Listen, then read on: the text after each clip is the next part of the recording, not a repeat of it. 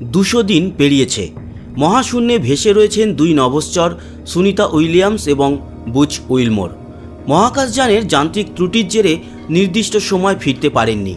পৃথিবীর মাটিতে তাদের পা রাখতে রাখতে সেই আগামী বছর। এরই মধ্যে যতটা সম্ভব একঘেয়েমি কাটাতে আন্তর্জাতিক মহাকাশ স্টেশনে নিজেদের পছন্দ মতো কাজ করে চলেছেন সুনিতা এবং বুচ।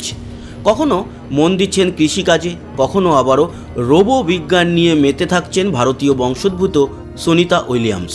সম্প্রতি শোনা গেল মহাকাশের জঞ্জাল সাফ করার জন্য একটি রোবোটিক্স সিস্টেমকে সক্রিয় করছেন সুনিতা, যা পরবর্তী সময় মহাকাশ অভিযানে সাহায্যকারী হয়ে উঠবে। জানা গিয়েছে অ্যাস্ট্রো বি নামে একটি রোবটকে কাজে লাগানো হচ্ছে আন্তর্জাতিক স্পেস স্টেশনের আশপাশে আবর্জনা পরিষ্কার করার জন্য।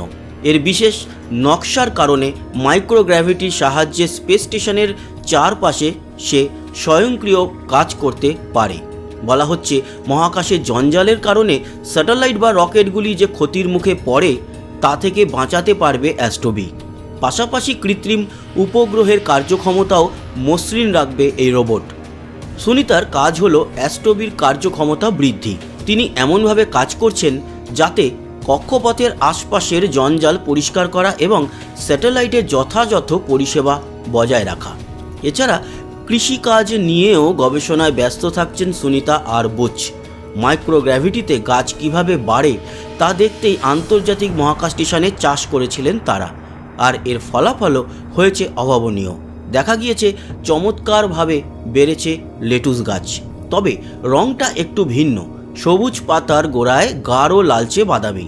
এই গবেষণার সাফল্যকে গুরুত্বপূর্ণ বলেই মনে করা হচ্ছে। আগামী দিনে দীর্ঘ মহাকাশ অভিযানে খাদ্য সংকট মেটাতে এই গবেষণা পথিকৃতের কাজ করবে বলে ধারণা ওয়াকিবহাল মহলের। এমনই নানা কাজে ব্যস্ত থেকে সময়টা পেরিয়ে যেতে চাইছেন দুই নভশ্চর। তো বন্ধুরা, ছোট্ট ইনফরমেশন ছিল মহাকাশ স্টেশন থেকে। কেমন লাগলো জানাতে ভুলবেন না। সবাই ভালো থাকবেন, সুস্থ থাকবেন, আবার দেখা হবে। টাটা।